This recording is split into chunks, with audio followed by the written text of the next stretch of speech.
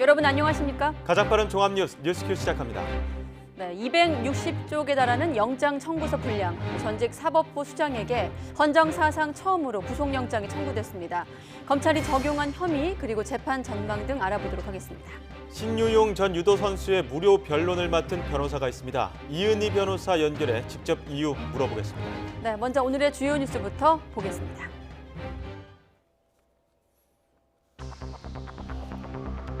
검찰이 사법농단 의혹의 정점으로 불리는 양승태 전 대법원장에 대해 직권남용 등의 혐의로 구속영장을 청구했습니다. 사법농단 관련 사건의 최종 결정권자이자 책임자로 무거운 책임을 져야 한다는 판단인데 구속 여부는 다음 주 영장실질심사에서 결정됩니다. 경찰이 구치소에 있는 조재범 전 쇼트트랙 코치를 상대로 성폭행 혐의에 대한 첫 조사를 벌였고 사건을 무마하려 한 전명규 한체대 교수는 연균연이 취소됐지만 직위 해제 등은 논의되지 않았습니다. 전 유도 선수 신유용 씨를 성폭행한 혐의를 받는 전 코치에 대해선 영구 제명이 의결됐습니다.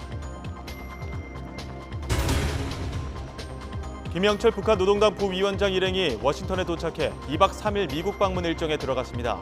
내일은 폼페이오 장관과 북미 고위급 회담을 열어 2차 북미 회담 세부 내용을 합의한 뒤 백악관을 방문해 트럼프 대통령에게 김정은 위원장의 친서를 전달할 것으로 보입니다. 올해 처음 열린 최저임금위원회에서 근로자 위원들과 사용자 위원들이 최저임금 결정체계 이원화 방침을 놓고 공방을 벌이면서 위원장 사퇴 요구까지 나왔습니다.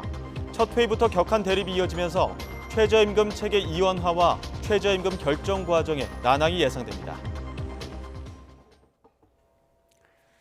네, 사법농단 의혹을 수사하고 있는 검찰이 양승태 전 대법원장에 대해 구속영장을 청구했습니다.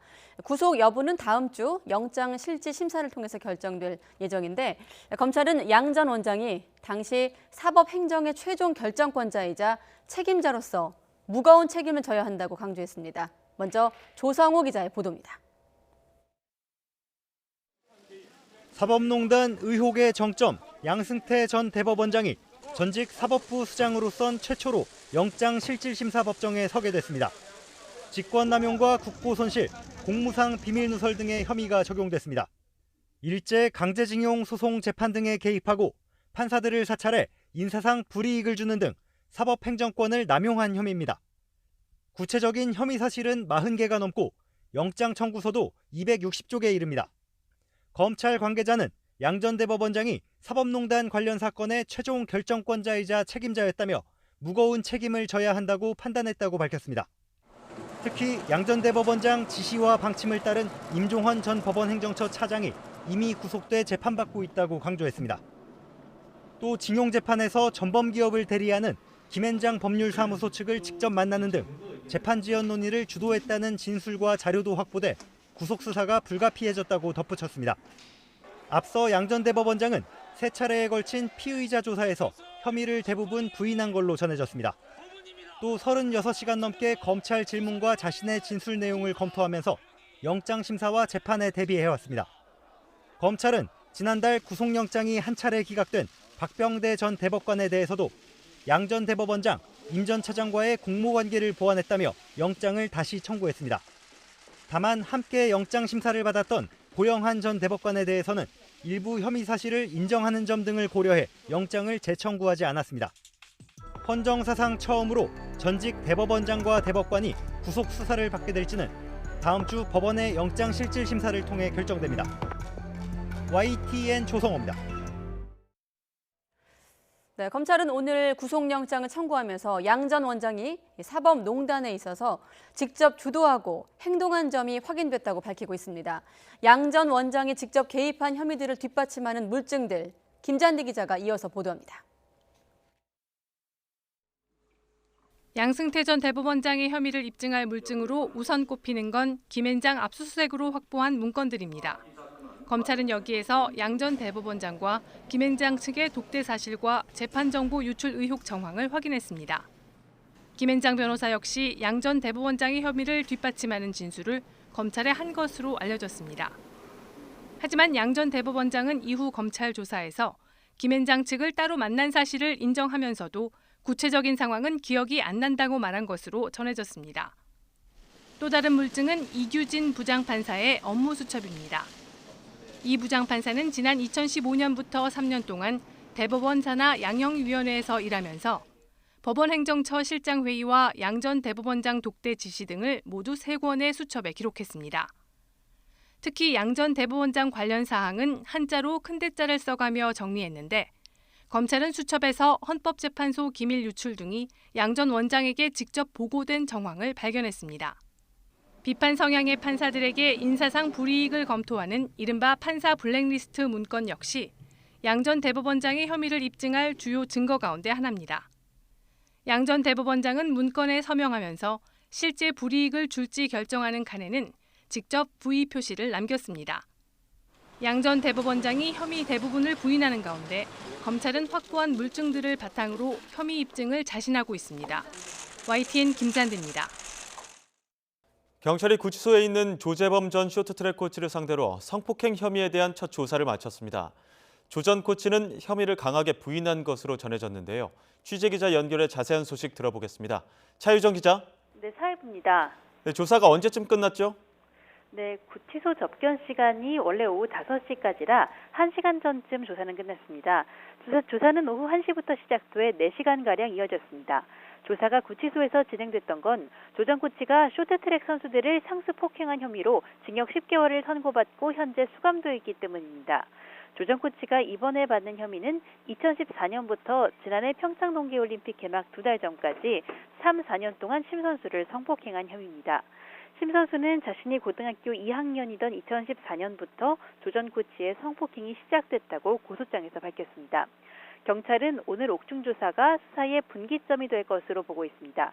경찰은 앞서 디지털 포렌식을 통해 조 전 코치의 휴대전화 등을 복원한 것으로 알려졌는데요. 오늘 조사에서 SNS 메시지 등을 토대로 조 전 코치를 집중적으로 추궁한 것으로 전해졌습니다. 경찰은 일단 오늘 진술을 자세히 분석한 뒤 추가 조사 일정을 잡을 수도 있다고 밝혔습니다. 조 전 코치 측은 여전히 성폭행 혐의를 전면 부인하고 있습니다. 네, 조 전 코치의 항소심 선고 일정이 미뤄진 건 어떤 이유에서입니까? 네, 조 전 코치의 선수 폭행 2심 선고 공판이 원래 지난 14일에 열릴 예정이었는데 검찰 요청으로 23일로 연기가 됐습니다. 조 전 코치가 이번에 새로 받게 된 성폭행 혐의와 폭행 혐의 사이에 연관성이 크다는 판단 때문입니다. 우리 법에는 판결이 확정된 같은 사건은 다시 심판하지 않는다는 원칙이 있어서 폭행 사건으로 선고가 나면 조 전 코치를 성폭행 혐의로는 처벌하기가 어렵기 때문입니다. 검찰은 경찰의 수사 상황을 지켜본 뒤 공소장에 성폭행 혐의를 추가할지 결정할 예정입니다. 하지만 검찰이 꺼내들 카드는 많지 않습니다. 우선 선고 공판까지 닷새밖에 안 남아서 확실한 증거가 없다면 성폭행 혐의를 추가하기가 쉽지 않습니다. 성폭행 혐의를 공소장에 추가한다고 해도 1심을 거치지 않은 혐의를 공소사실에 넣으면 피고인 방어권 보장 차원에서 논란이 될 수도 있습니다. 성폭행 사건 수사가 마무리될 때까지 무작정 선고를 미뤄달라고 요청할 수도 없습니다. 검찰의 고민이 깊어질 수밖에 없는 이유입니다. 지금까지 사회부에서 전해드렸습니다. 빙상계 각종 비리의 윗선으로 지목되고 있는 전명규 한국체대 교수와 관련해 한 체대가 긴급 교수회의를 열고 전명규 교수의 연구년을 취소하기로 했습니다. 한국체육대학교는 오늘 오전 긴급 교수회의를 열고 오는 3월부터 예정된 전명규 교수의 연구년을 취소하고 피해 학생들과 격리 조치할 계획이라고 밝혔습니다. 이와 함께 수사 결과에 따라 교원 징계위원회를 통해 전 교수의 징계 수위를 결정할 방침이라고 덧붙였습니다.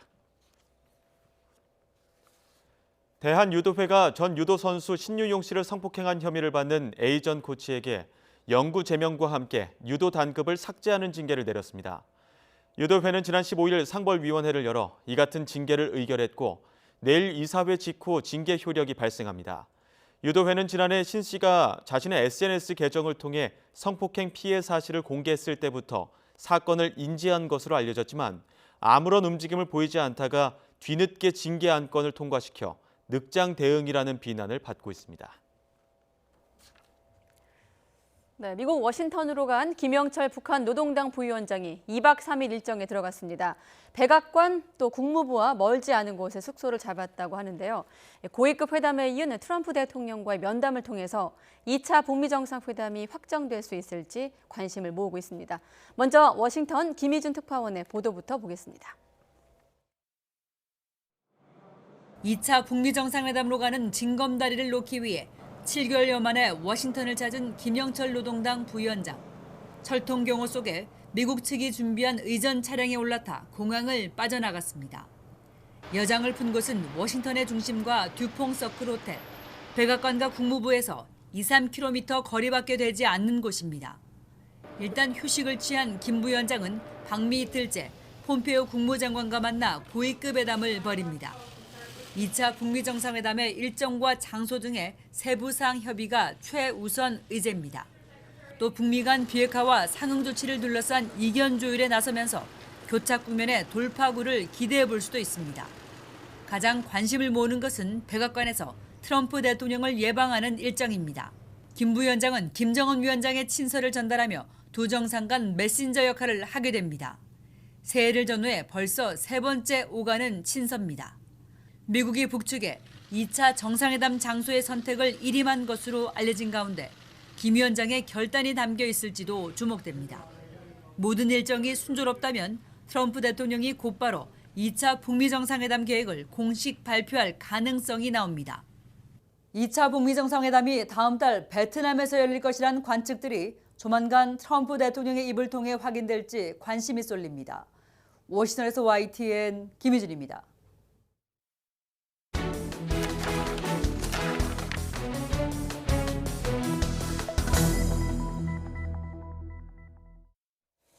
네, 김영철 부위원장의 워싱턴 입성. 지난해 6월 싱가포르 북미 정상회담에 이어서 북한과 미국의 핵담판 2회전이 시작됐음을 알리는 신호탄이다. 이런 분석들이 나오고 있습니다. 계속해서 왕선택 통일외교 전문기자와 함께 알아보도록 하겠습니다. 네, 왕선택 기자. 네. 여러 가지 우여곡절이라고 해야 될까요? 그렇습니다. 거쳐서 김영철 부위원장 워싱턴에 입성을 했습니다. 지난해 이제 무산 이후 한 70일 정도 70여일 만에 입성을 한 건데 이번 워싱턴 방문 방식 자체도 좀 화제가 되고 있지 않습니까? 그렇습니다. 한 두어 가지 네. 특징이 있는데 북한 고위급 관리가 미국을 방문한 게 지난 1992년부터 치면 네 번째가 됩니다. 네. 네 번째인데 네 번밖에 없네요. 그렇죠. 네, 네, 1992년 예. 김용순, 그다음에 2000년 조명록 총정치국장, 그리고 지난해 김영철 부위원장, 그리고 올해 김영철 부위원장 이렇게 이제 네 번이 있는데 네. 그 북한의 고위급 관리가 워싱턴을 직항편을 이용해서 들어간 것은 이번이 처음입니다.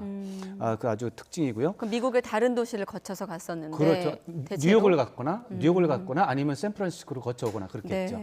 그래서 굉장히 의미가 있고 그다음에 보안 검색 과정에서 문제가 있긴 했지만 그래도 미국의 국적기를 사용해서 들어갔다라고 하는 것도 어떻게 보면 특징이 되고 또 김영철 부위원장 입장에서 보면은 지난해 이어서 연속으로 두 번째 네. 미국을 워싱턴을 방문하는 그런 기록을 세웠습니다. 방금 그 보안 검색 과정에서 불만을 표출하기도 했다고 그렇습니다. 하시니까 생각이 나는데 2000년이죠. 이제 김영남 당시 상임위원장이 보안 검색 때문에 미국에 못 가는 일도 있지 않았습니까? 그렇습니다. 그게 어떻게 보면 우리 외교사에서 굉장히 중요한 부분이라고 볼 수 있는데 네. 2000년 9월이 되겠죠. 그때 2000년 9월에 김영남 상임위원장이 뉴욕에서 열리는 유엔 총회 참석을 위해서 프랑크푸르트를 거쳐서 미국으로 가려고 했습니다. 네. 근데 프랑크푸르트에서 아메리칸 에어라인을 타고 가려고 했는데 거기에 보안 검색 요원이 신발을 벗어라라고 이제 요구를 했고 예. 그 당시에 이제 김영남 상임위원장은 신발까지 벗는 것은 과도한 조치다. 이것은 용납할 수 없다 해서 가지 않았습니다. 그래서 그 뒤에 이제 북미 간의 관계 개선 차원에서 조명록 차수가 결국에는 10월 9일 날 갔어요.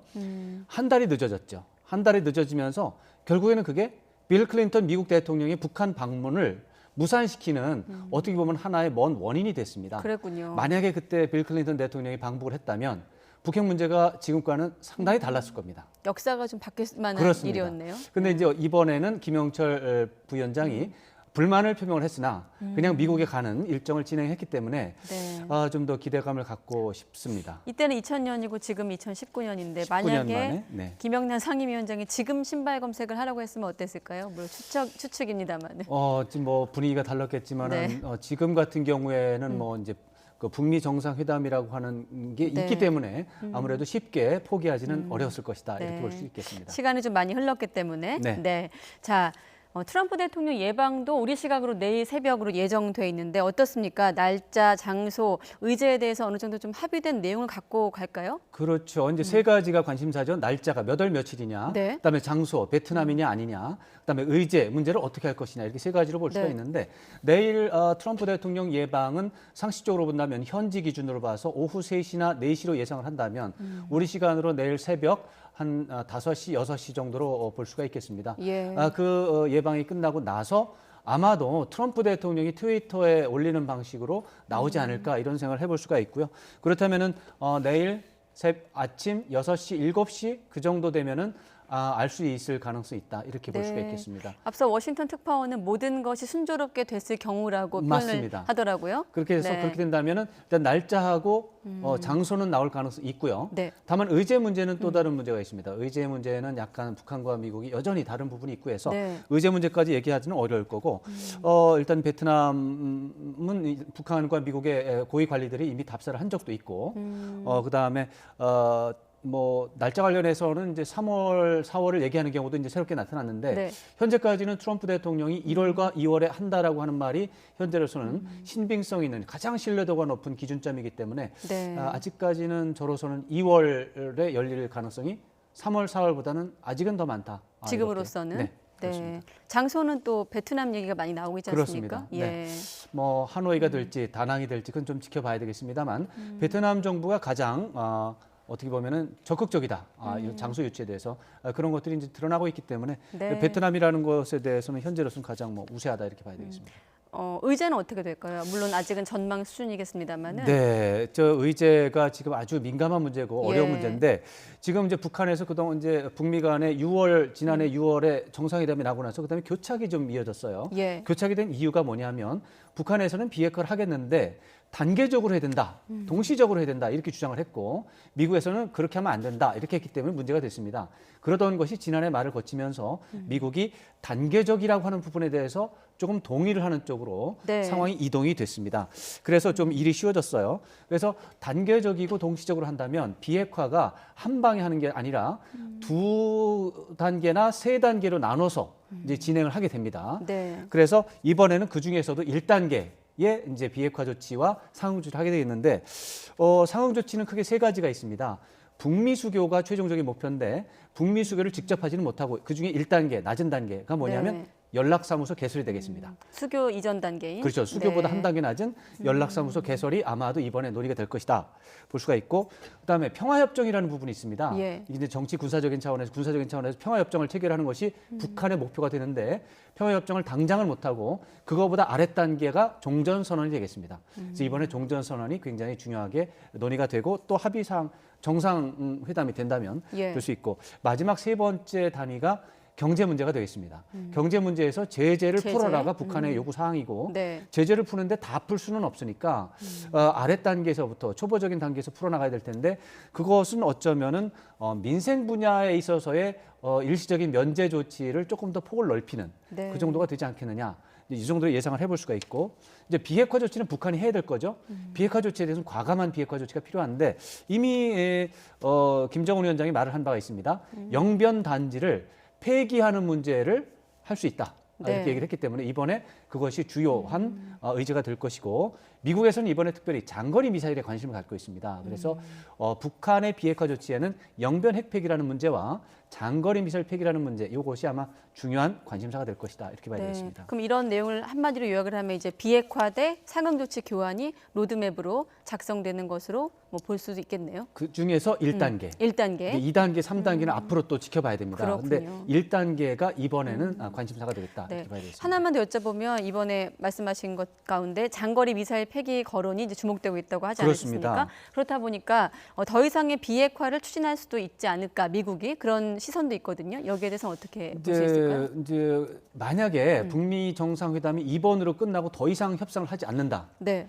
하면 그 문제가 됩니다.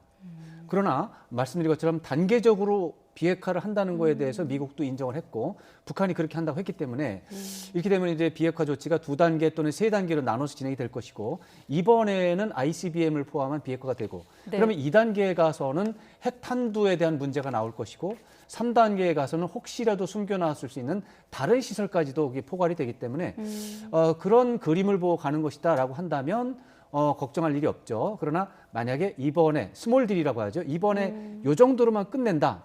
그러면 문제가 되죠. 그러면 저도 반대하는 쪽에 서겠습니다. 그러나 그게 아니고 2개나 3개 단계로 나눠서 그중에 첫 번째 단계 일단 해보고 그 다음에 이제 2번째나 3번째 단계를 진행해서 궁극적으로 빅딜로 간다면 환영할 일이죠. 예, 알겠습니다. 내일 트럼프 대통령 예방 일정까지 좀 확인을 해보고 나서 다시 또 그렇습니다. 얘기를 나눠봐야 될 것 같습니다. 트럼프 대통령이 직접 또 SNS를 밝힐 가능성도 아직은 열어놓고 지켜봐야 되겠습니다. 그렇습니다. 네, 왕선택 통일외교 전문기자였습니다. 고맙습니다. 고맙습니다.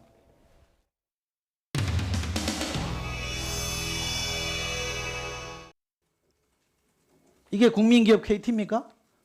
국민기업 KT를 이끌어가는 회장님이세요? 그렇게 없으세요? 있으세요? 네, 그게 참 기가 찹니다.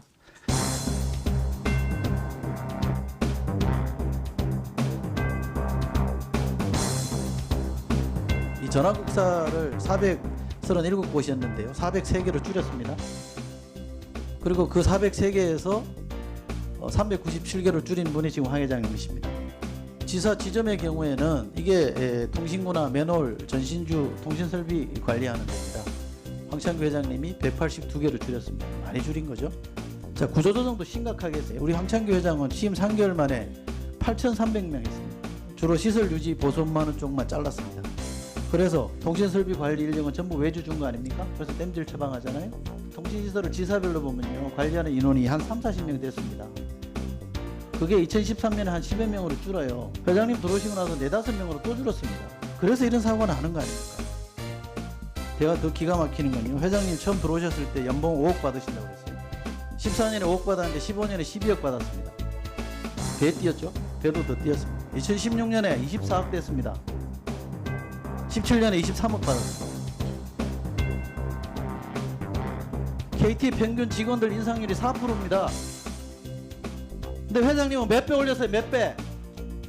그리고 사고 납니다. 봉급은 이사에서 결정하는 거라서 그 봉급에 대해서는 제가 어떻게 할 수가 없고 저는 단지 경영을 연봉은 내가 마음대로 못한다니까 그런 무책임한 말이 어디 있습니까? 이사에서 결정한다는 이사는 누가 이야기. 고소합니까? 말장난 하시는 게 뭐예요 도대체? 봉급은 제가 결정하지 않습니다. 이사에서 결정합니다. 예.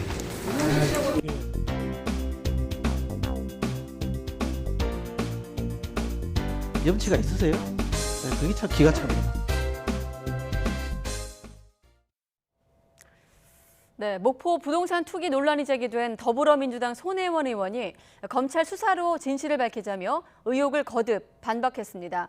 야당은 손 의원에게 아무런 조치를 하지 않은 민주당의 결정을 비판하며 이른바 셀프 면죄부를 줬다고 공세를 퍼부었습니다. 우철희 기자입니다.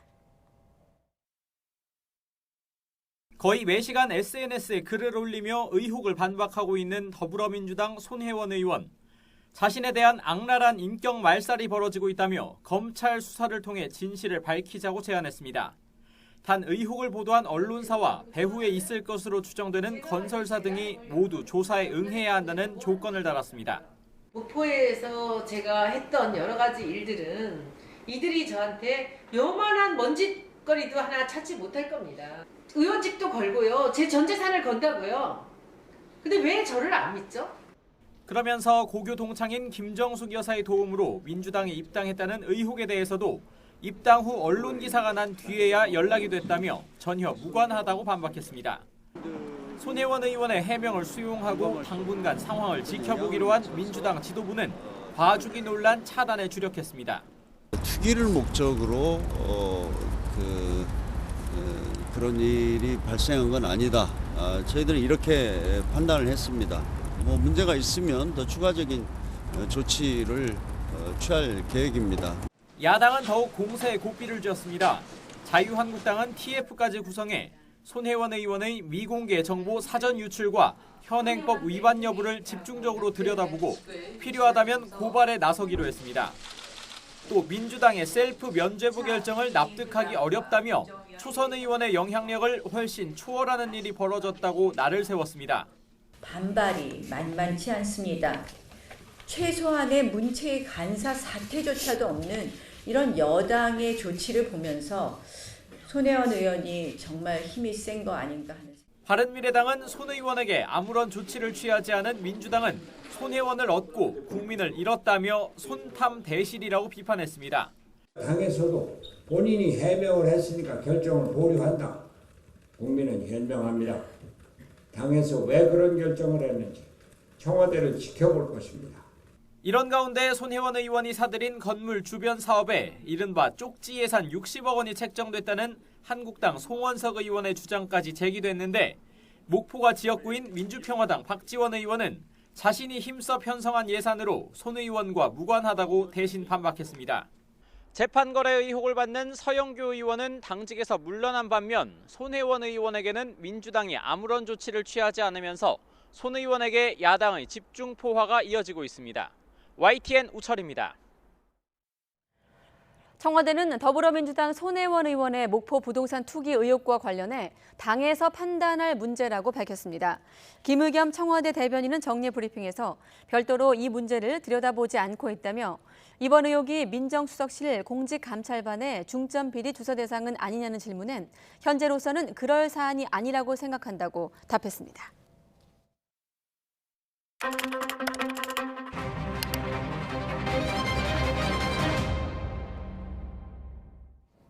네, 이렇게 민주당 손혜원 의원의 부동산 구입 논란이 불거지면서 요즘에 뉴스에 자주 등장하는 곳이 있습니다. 목포 근대 역사 문화 공간인데 어떤 의미가 담긴 곳일까요? 넘치지만 꼭 필요한 정보를 담은 뉴스 TMI. 오늘은 목포 근대 역사 문화 공간으로 정했습니다. 자, 박사권 앵커. 네, 목포 근대 역사 문화 공간 어떤 곳인가요? 네, 일단 목포에 대해서부터 설명을 드리도록 하겠습니다. 네. 목포는 1897년 개항한 항구 도시입니다. 개항 전부터 일본 상인들이 활발하게 활동한 상업적 요충지로 지금도 일본 문화 흔적이 많이 남아있어 나름의 역사적 가치가 상당한 것으로 평가받고 있습니다. 때문에 애초 박근혜 정부 당시부터 목포의 근대 문화재는 지자체 주도로 재생 사업이 진행이 됐고 문재인 정부 들어 도시재생 뉴딜 사업의 시범 사업지로 선정되면서 중앙정부 차원의 지원과 함께 사업에 탄력이 붙게 됐습니다.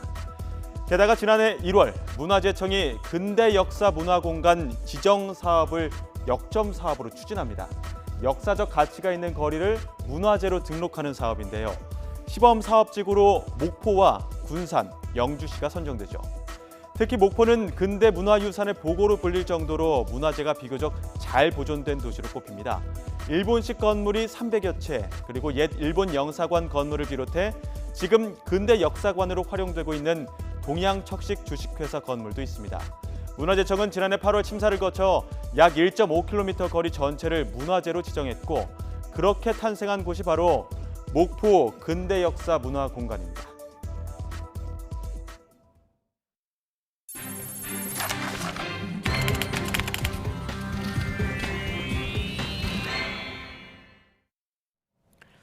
네, 1월 20일은 용산 참사 10주기입니다. 10년이란 세월이 흘렀는데 여전히 철거민들은 고통을 받고 있습니다. 현장을 영상에 담아봤습니다. 이쪽에 이사 온 건 92년도에 이쪽에 이사 왔고요. 계속 이곳에서 거주하고 있습니다. YTN 여기 허락 받으신 거예요? 나 취재 왔어. 너 취재하러 온 게 아니라. 아니 내가 계속 감시하시는 거예요 그러면은? 아니 여기 알고. 어떻게 알았어? 감시하고 초반 중반 되면 원주민들을 내쫓기 위해서 온갖 욕설과 폭력과 폭언과 이런 것들이 다반사죠.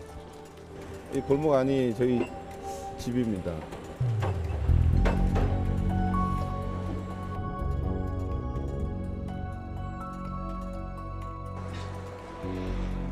흔히 모르는 분들이 그렇게 말씀을 하시죠. 알박기 아니냐, 아니면 보상을 더 받으려고 그렇게 개발에 반대를 하는 것 아니냐. 절대 그렇지 않습니다.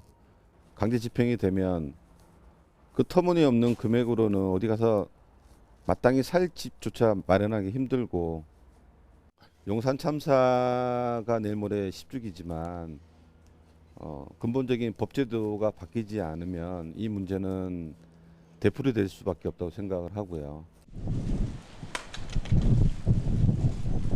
이주 대책이라든가 제도 개선이라든가 이런 부분들이 조금씩 좀 바뀌어져서 원만하게 해결이 돼서 자기 주거권이나 생존권이 회복이 될 수 있었으면 하는 바람입니다.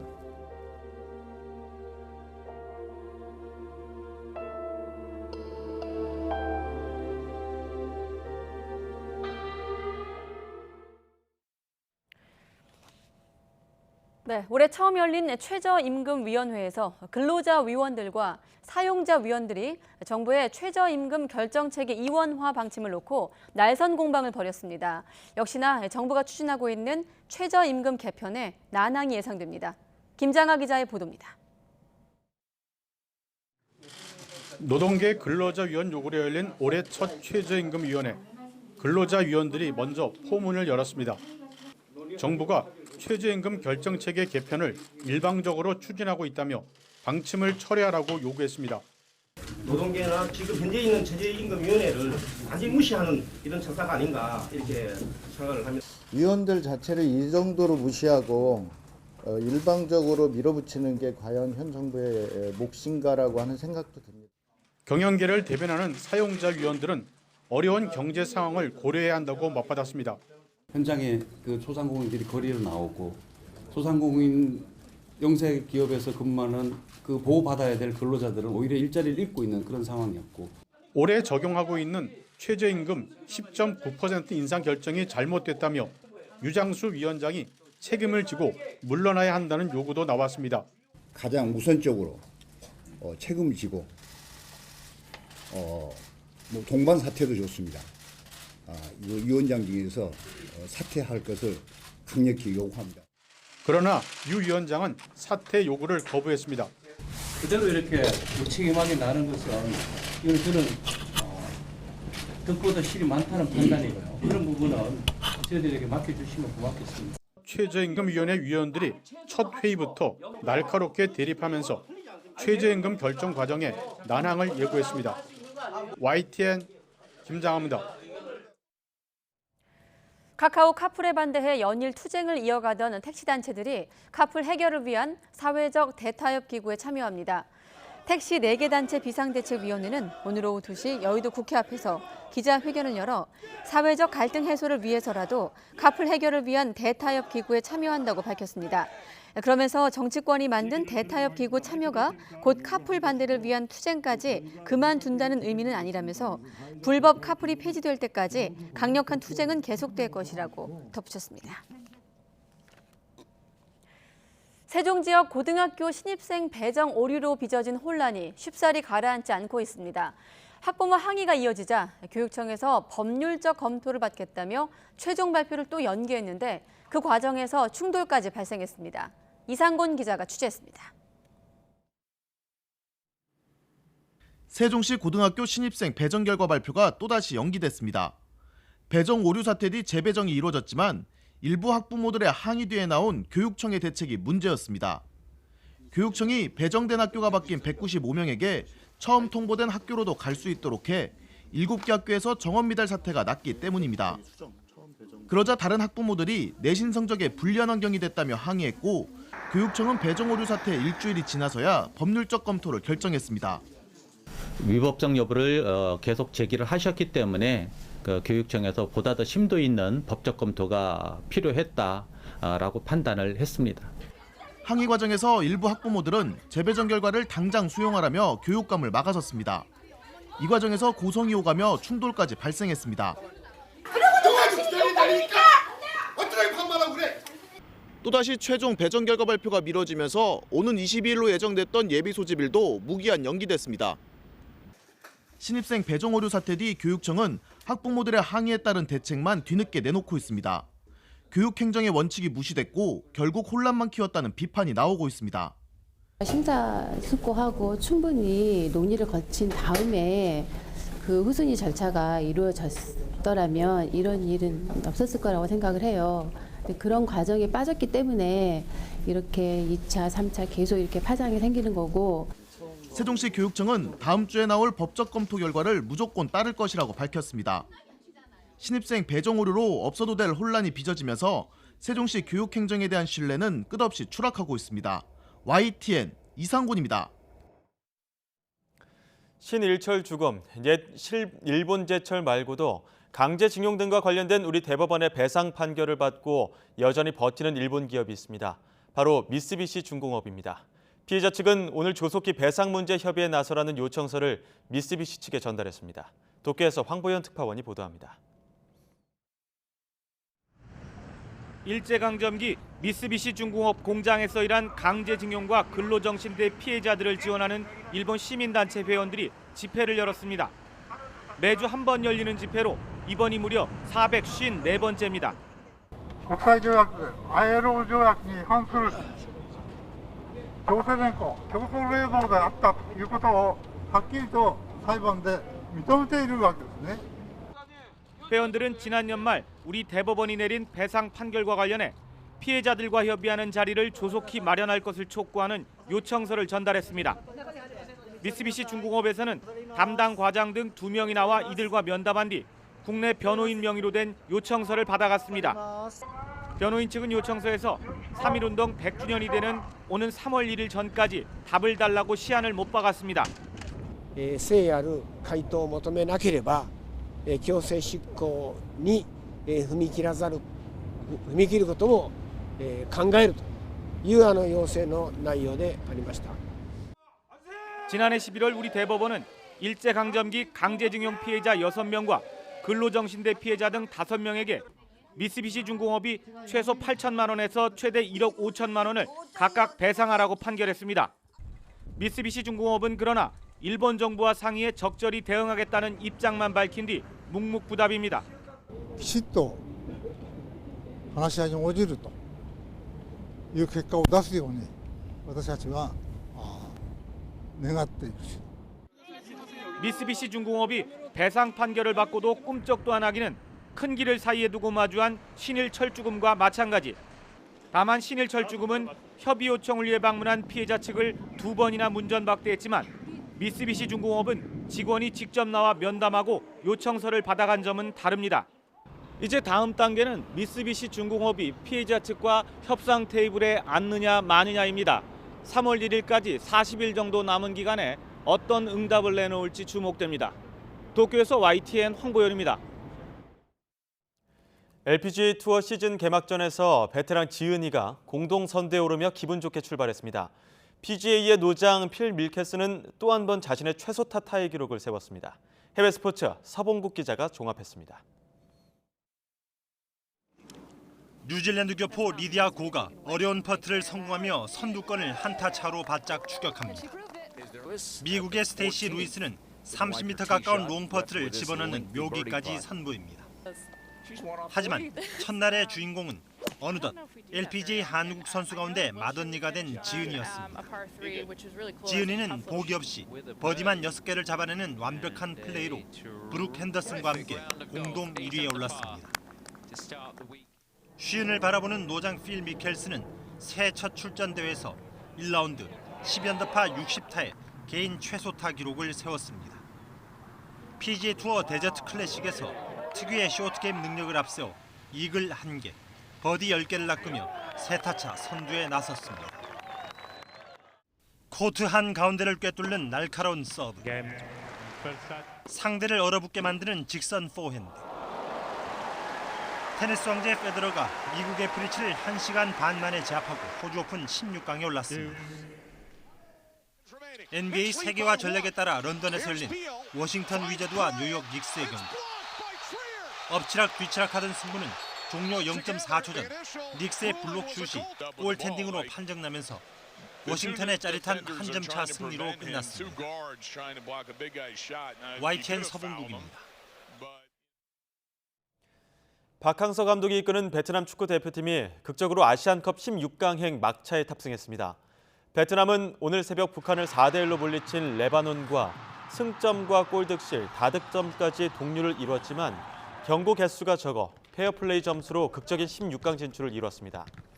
베트남은 조별리그 3경기에서 경고 5개를 받았고 레바논은 북한전에서 경고 2장을 추가하며 경고 7개로 아쉽게 16강에 오르지 못했습니다. 베트남은 B조에서 1위로 16강에 오른 요르단과 오는 20일 밤 8시 격돌합니다. 밴드 봄, 여름, 가을, 겨울이 30주년 기념 소극장 공연에 막을 올렸습니다. 고인이 된 멤버 전태관이 남긴 음악으로 앞으로도 멋진 무대를 선사할 예정입니다. 박석영 기자가 다녀왔습니다. 무대 위 차려진 LP바에 봄, 여름, 가을, 겨울 김종진과 연주자 8명이 찾아왔습니다. 지난해부터 준비한 30주년 기념 소극장 장기 공연이 시작된 겁니다.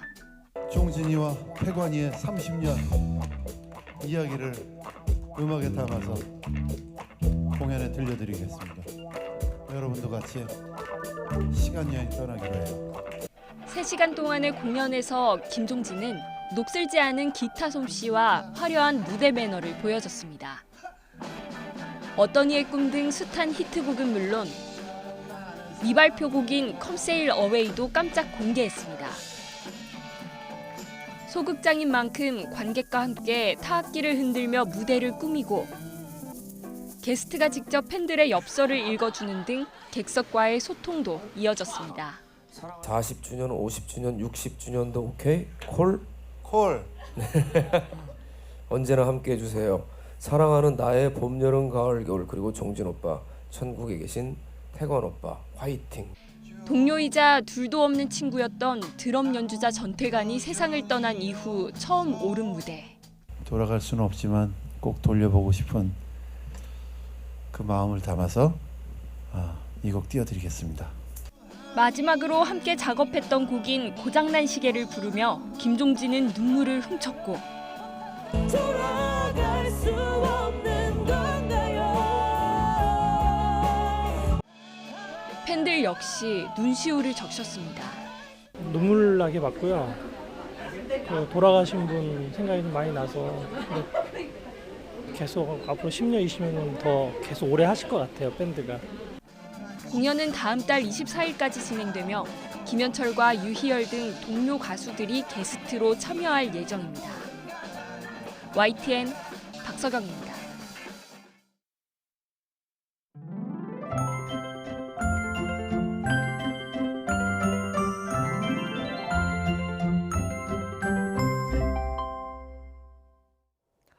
주말인 내일 추위 걱정은 조금 내려놓으셔도 되겠습니다. 오늘보다 공기가 조금 더 부드러워지면서 크게 춥지 않겠는데요. 내일 서울 아침 기온이 영하 1도로 오늘보다 4도가량 높겠고 낮 동안에는 6도까지 기온이 오르는 등 오늘과 비슷해 비교적 온화하겠습니다. 다만 밤사이 중국발 스모그가 유입되면서 대부분 지역의 초미세먼지 농도가 짙게 나타날 것으로 보입니다. 외출하시는 분들은 황사용 마스크 꼭 챙겨주시기 바랍니다. 현재 구름만 간간히 지나고 있는데요. 내일도 가끔 구름 많다가 낮부터 하늘이 흐려지겠고 오후부터 모레 새벽 사이 중부와 경북 지방에 빗방울이 떨어지거나 눈이 날리는 곳이 있겠습니다. 또 전남과 제주도에는 밤에 5mm 미만의 비가 예상됩니다. 내일 아침 기온 오늘보다 1도에서 4도가량 높겠습니다. 서울 영하 1도, 대전도 영하 1도, 광주 영하 2도, 부산 3도로 예상됩니다. 낮 기온은 오늘과 비슷하거나 조금 낮겠습니다. 서울 6도, 대전 7도, 광주 8도, 부산 11도로 예상됩니다.